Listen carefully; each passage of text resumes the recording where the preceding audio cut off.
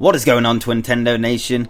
As you guys know, Pokémon GO was announced last month, and I think it's about time that I jump aboard this hype train. And so in today's video, I'm going to be telling you guys 10 things you should know about Pokémon GO. Now before I start the video, I just want to mention I've actually started a new Pokémon series, and it's going to be a top 10 series, but unlike other top 10 series, you get to decide the answers. So there's a link in the description to a straw poll, and you'll get to vote for your answers, and the first top 10 video I'm going to be making is the top 10 Pokemon Mystery Dungeon Blue and Red Rescue Team dungeons. There's going to be 30 answers on that straw poll. You pick your favourite dungeons and I'll make a video on the results. So the link is in the description, and make sure you do vote if you're a big Mystery Dungeon fan, which I know a lot of you guys are. But anyway, let's get into the video. So for our first fact on Pokemon GO, or things you need to know, let's just start off with a very basic one. Basically what the game is about. You know, there's people on this video that don't know what Pokemon GO is. Basically you catch Pokemon using augmented reality. And how that works is you'll be travelling around wherever you live, and it'll say that a Pokemon's nearby, or it'll show up on your phone, and you obviously throw a Pokeball at it and try and catch it. So it's a very interesting concept. If it's going to be as good as what the trailer suggests, then it's going to be an amazing game. But anyway, our next fact is that it's actually being developed by Niantic Labs. They've actually made an augmented reality game before Pokemon GO, and this came out in 2013 and it was called Ingress. So the way the game worked is that you'd have to capture portals at places of cultural significance, so for example landmarks, monuments, etc., and then you'd have to link them up with virtual triangular control fields. It's a very confusing game, but it did look quite interesting. So if you're curious about what Pokemon GO may look like as a game, you might want to download Ingress. It's on Android and on iOS, so it's definitely worth checking out if you're hyped about Pokemon GO. But moving on to our next point, we can see from the trailer that battling and trading is also in Pokemon GO like it is in the main games. Now, how this is going to work is most likely that you'll just link up with other players and you'll get a notification saying, do you want to battle with this person or do you want to trade with this person? And then obviously you just go ahead and do it. And it's quite a fun way to interact with people who have the game. And I feel Pokemon GO is going to unite a lot of Pokemon fans together. It's most likely that you're going to run into a few people playing the game, you know, because obviously you've got to go all around wherever you live. And yeah, it's just going to be amazing to meet all these new people, and you know, all these people that we didn't know who, you know, enjoyed Pokemon like we do. So I'm definitely looking forward to getting the game. And also another point about Pokemon GO uniting players is that there are actually mob boss battles, and as we can see from the trailer, a lot of people were versing Mewtwo and really beating the crap out of it. I kind of felt sorry for Mewtwo. But like I was saying, as you can see from the trailer, there are going to be a lot of these boss battles set at certain locations where all the Pokemon GO players can join in. Now I don't know how this is going to work for international players. They'd probably have to have, you know, one of these boss battles going on in every single country, but at different locations, or you know, because not everyone can travel across the world to catch a Mewtwo and stuff like that. So I'm really interested to see how these boss battles are going to work. And by the way, just to say, they look amazing, and no doubt, again, like I said, you will meet a lot of Pokemon GO players and Pokemon fans by, you know, competing in these. So again, another great way of meeting new Pokemon fans. Now moving on to point 5, Junichi Masuda, who is the main developer of Pokemon games, said that he's thinking up of various ways how Pokemon GO might link up with the next main entry in the Pokemon franchise. So I'm guessing that might be either Pokemon Z or whatever that game's going to be, or it might be 7th generation games, but we'll have to wait and see on that one. And I'm also curious on how this would actually work. How would you link up your mobile or, you know, your cell phone with a 3DS? It's most likely that you'd have to register an account online, get all your Pokemon GO information on that account and your 3DS information, and it would somehow link the two together.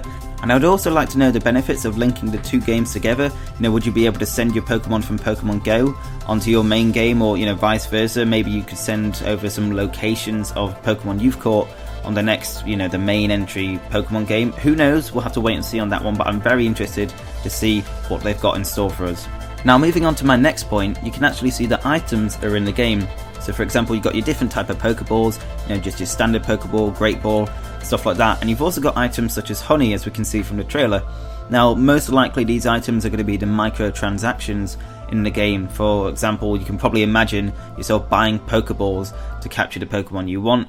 And that's probably going to be a bit of a shame, like, because I'm not a big fan of microtransactions, but you know, then again, they do have to make money somehow on this game.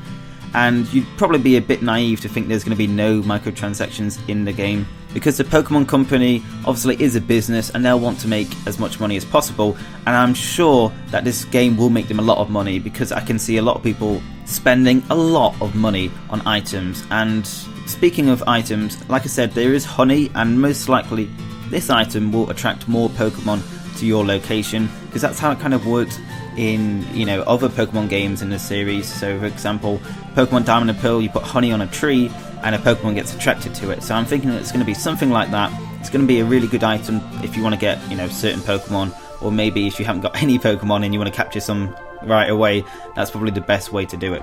Now moving on to point 7, we can actually see from the trailer that Pokemon's levels vary. So we can see Pikachu level 10, Caterpie level 3 I think it is, and obviously Charizard level 36. Now what makes these Pokemon levels vary? Are they going to be random, or are their levels going to be calculated on the location they're at, which is basically how it works in the main Pokemon game. So for example, in the early routes you'll find really low level Pokemon, but you know, the further you go towards like Victory Road and stuff, the higher the levels of Pokemon will get. So that'll be very interesting to see how those levels vary and why. But anyway, let's move on to point 8, and this is probably my favourite one, and it seems to me that you can actually customise the look of your trainer. So as you can see from the trailer, when the Pokemon are battling each other, you can see the trainer's sprite next to the Pokemon's names, and they're all very different. They're quite custom made to look like the trainer who's obviously thrown the Pokeball. And if there is in-depth customization of, you know, your trainer's looks, that'll be really fun and really interesting to see how much customization there is, because obviously we had that in Pokemon X and Y. That was the first introduction of trainer customization, and it was really good. A bit limited at times. I thought there'd be a bit more things to choose, but obviously it was the first time, you know, they've added trainer customization. So hopefully they've learned from Pokemon X and Y and they've included much more customizability into this game. Hopefully you won't have to pay any microtransactions to edit the looks of your trainer, otherwise I'm going to be really disappointed, because I feel like that's something you shouldn't have to pay for. Yeah, Pokeballs and items, I can imagine paying for that, but hopefully not the looks of your trainer. Now moving on to point 9, this is an interesting fact that I feel like a lot of you guys won't know, and I mean it's fair enough because I didn't really know about it until the other day, but Pokemon GO isn't actually the first Pokemon mobile game. There are actually 2 before it. So there was one released at the same time as the Hooper film came out in Japan. This one's called Pokemon Dance. It's kind of very similar to DDR, but it's on your mobile phone, and you've just got to make your Pokemon dance by matching the rhythms of, you know, the certain beats that come in onto your phone. And it's very weird, I'm not going to lie. It came out of nowhere, but it looks quite hilarious to see some Pokemon dancing to the music. And as you guys know, there's also Pokemon Shuffle on your phone that was released kind of recently.